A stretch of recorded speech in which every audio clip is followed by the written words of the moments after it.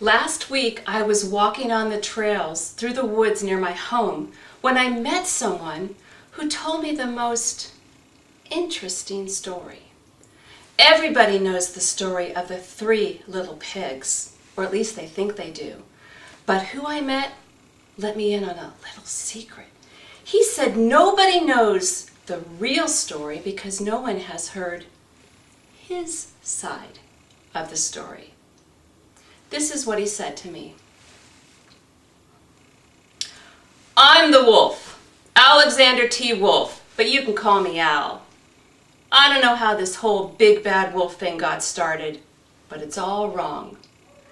Maybe it's because of our diet. It's not my fault wolves like to eat cute little animals like bunnies or sheep or pigs. It's just the way we are. If cheeseburgers were cute, folks would probably think you were big and bad too. Like I was saying, this whole big bad wolf thing is all wrong. The real story is about a sneeze and a cup of sugar. Way back in Once Upon a Time, I was making a birthday cake for my dear old granny's birthday. I had a terrible sneezing cold.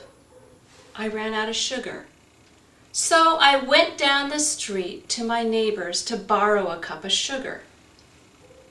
Now this neighbor was a pig, and he wasn't too bright either.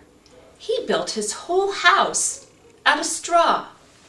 Can you believe that? I mean, who in their right mind would build their whole house out of straw? The minute I knocked on the door, it fell right in. I didn't want to just go walking through someone's house, so I called to him.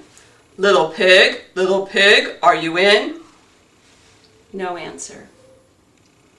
I was just about to go home without my cup of sugar for my dear old granny's birthday cake when my nose started to itch. I felt a sneeze coming on, and I huffed, and I snuffed, and I sneezed, a great sneeze. And do you know what? That whole darn straw house fell down. And right in the middle of that big straw pile was the first little pig, dead as a doornail. He had been home the whole time. It seemed like a shame to leave a perfectly good ham dinner lying there in the middle of the straw. So I ate it up. Think of it as a cheeseburger just lying there. I felt a little better, but I still didn't have my cup of sugar for my dear old granny's birthday cake. So I went to the next neighbor's house. This neighbor was the first little pig's brother. He was a little smarter, but not by much. He built his house of sticks. I rang the doorbell on the stick house. No answer. I called to him. Little pig, are you in? He answered back. Wolf, you can't come in. I'm shaving the hairs of my chinny chin chin. I had just grabbed the doorknob when I felt another sneeze coming on. I huffed and I snuffed and I tried to cover my mouth, but I sneezed a great sneeze. And you're not going to believe this, but his house fell down just like his brother's. And when the dust settled, there was the second little pig, dead as a doornail. Wolf's honor. Now we all know how food will spoil if we leave it out in the open, so I did the only thing there was to do. I had dinner again. Think of it as a second helping.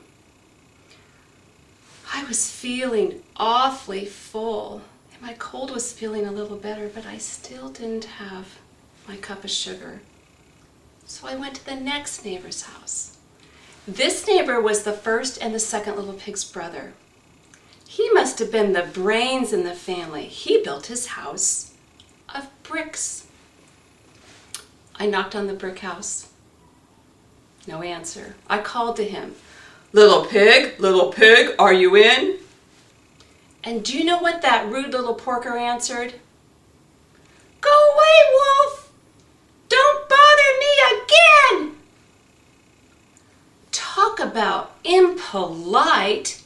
He probably had a whole sack full of sugar and wasn't willing to loan me one little cup for my dear sweet Granny's birthday cake. What a pig! I was just about to go home and maybe make a nice birthday card instead of a birthday cake. Then the third little pig yelled back, "And your old Granny can sit on a tack!" Usually I'm a pretty calm fellow, but when somebody talks about my Granny like that, I go a little crazy.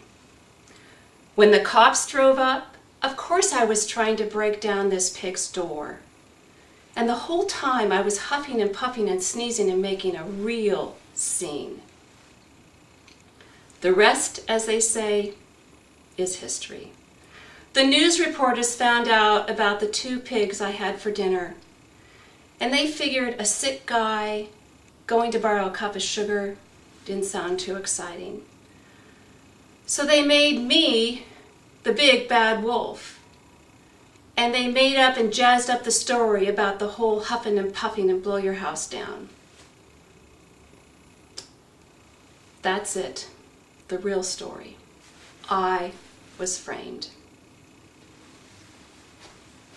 As I stood there in amazement and shock at the story that I had grown up with and this new information I had, he asked me one question as I was leaving to go home.